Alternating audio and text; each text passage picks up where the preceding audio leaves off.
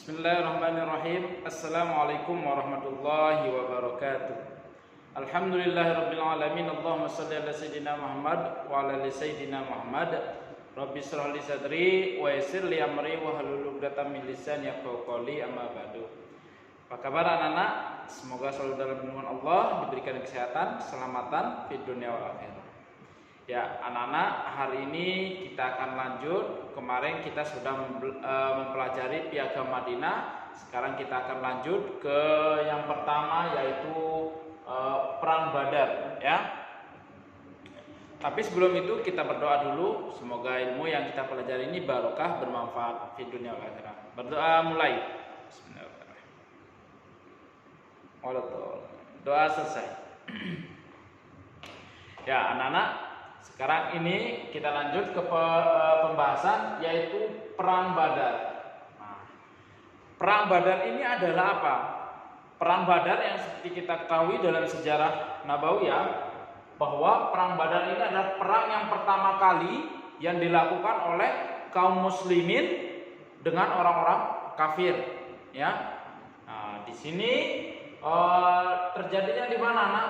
Perang Badar ini terjadi di sungai kecil milik Badar, ya. Makanya disebut dengan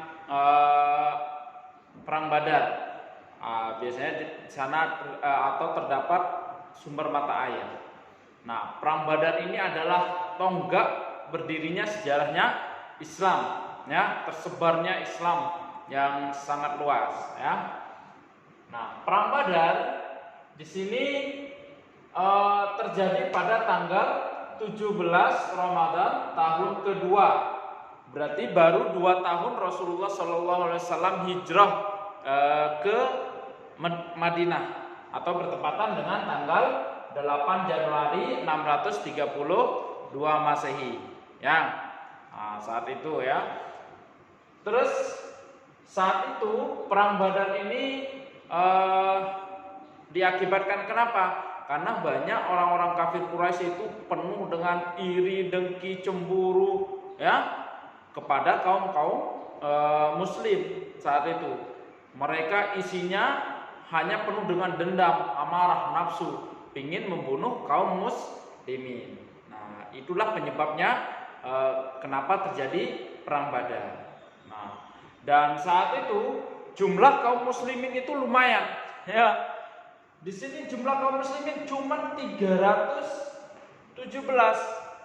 Yang mana kita ketahui itu 86 dari kaum muhajirin, berarti yang orang-orang Mekah yang ikut hijrah ke Madinah. Dan suku Aus 61 dan kaum Khazraj 170. Yang mana jadinya cuma 317. Nah, cuma segitu kaum muslimin saat itu. Apalagi terjadinya di bulan puasa lagi, ya. Gimana hausnya, ya.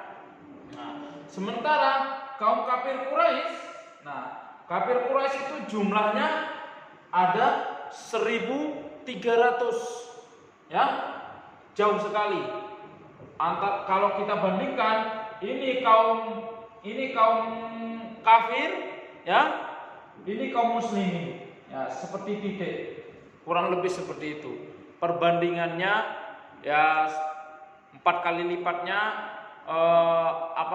jumlah dari kaum kafir Quraisy. Yang mana juga kaum muslimin di sini hanya memiliki saat itu cuma 2 kuda, ya. Ya, cuma 2 kuda dan untanya kurang lebih cuma 70 kalau nggak salah. Nah, sini masing-masing unta dinaiki oleh 2 orang. Nah, yang mana saat itu Rasulullah juga sebagai komandan atau pimpinan perang yang beliau langsung memegangnya. Nah, di sini Rasulullah naik unta bersama siapa? Ali bin Abi Thalib sama kalau nggak salah ada bertiga, ya. Dan di sini kaum kafir Quraisy itu dipimpin langsung sama siapa? Saat itu namanya pemimpinnya adalah Abu Jahal bin Hisham, ya. Mereka adalah pemimpin dari kaum kafir Quraisy yang menyerang kaum muslimin ke Madinah saat itu, ya, di Perang Badar, ya. Nah, itu dah tadi pemimpinnya adalah Abu Jahal bin Hisham dari kafir Quraisy. Di sini Rasulullah memiliki strategi yang mana kaum muslimin dan kaum Ansor dibagi menjadi 2 batalion. Kaum Ansor ya dan kaum Muhajirin dibagi 2. Yang mana kaum Muhajirin, nah itu benderanya diserahkan kepada Ali bin Abi Thalib. Sementara kaum Ansor diserahkan kepada Sa'ad bin Mu'az. Nah, ini warnanya saat itu warnanya benderanya putih ya. Nah, dipisah. Nah, setelah itu apa yang terjadi? Nah, sebelum berperang, biasanya zaman dahulu itu tradisinya di Arab itu sebelum berperang itu mereka melakukan adalah perang tanding. Perang tanding ini apa? Gentleman lah istilahnya ya, 1 melawan 1. Nah, yang mana kita ketahui orang kafir saat itu yang dipanggil siapa? Yang disuruh, yaitu Syaibah. Ya, bukan Busaibah lah ya. Ingat, kalau Busaibah guru kita ya, dia yang sana. Nah, Saibah ya, Utbah dan Walid bin Utbah. Ini dari orang kafir Quraisy. Ya. Tiga orang. Sementara dari kaum muslimin siapa? Yaitu Ubaidillah bin Jarrah yang dipanggil oleh Rasulullah. Yang kedua Hamzah bin Abdul Muthalib, pamannya baginda Rasulullah SAW, serta Ali bin Abi Thalib, ya, versus ya. Nah, akhirnya dengan izin Allah, kaum muslimin semuanya bisa mengalahkan 3 utusan dari kaum kafir Quraisy itu, ya. Walaupun Walid bin Utbah ini terkenal dia paling gede, paling sangar. Tapi Ali bin Abi Thalib walaupun kecil, tapi kecerdikannya beliau luar biasa sehingga mengalahkan kaum kafir Quraisy. Nah, makanya nanti Sayyidina Ali itu diberi pedang namanya Zulfikar ya.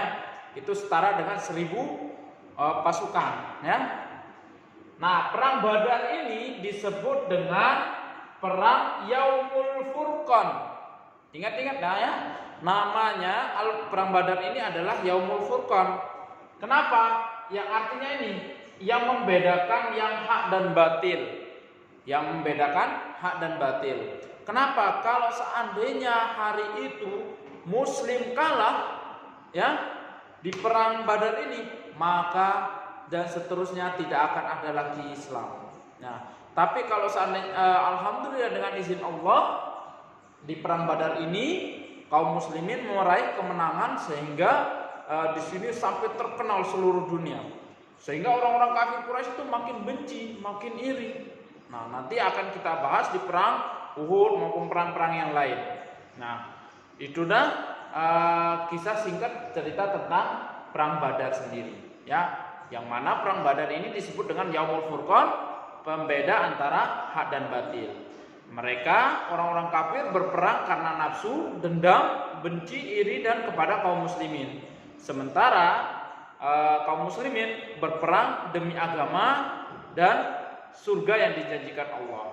Ya, karena saat itu Rasulullah saat berperang Rasulullah selalu berdoa kepada Allah agar diberi kemenangan dan di sini memberikan motivasi kepada kaum muslimin bahwasanya barang siapa yang berperang dengan mengharapkan ridho Allah Subhanahu wa taala, maka surga akan menantinya. Sehingga saat itu kaum muslimin seandainya melawan 1 melawan 10, 20 itu tinggal saking gesitnya semangatnya mereka akhirnya mengalahkan kaum kafir Quraisy. Ya, itu saja. Silakan anak-anak di halaman 28 sampai dengan 30 di garis-garis bawahi yang sekiranya penting, ataupun boleh membuat rangkuman seperti Pak Wan yang buat ini ya. Semoga berkah, bermanfaat. Jangan lupa tetap semangat, pakai masker, menggunakan 5M ya. Semoga saya selalu, insyaallah minggu depan kita akan mulai tatap muka, insyaallah. Semoga Allah mengabulkannya ya. Mohon maaf kalau ada salah. Ila liqa ma'as salamah. Assalamualaikum warahmatullahi wabarakatuh.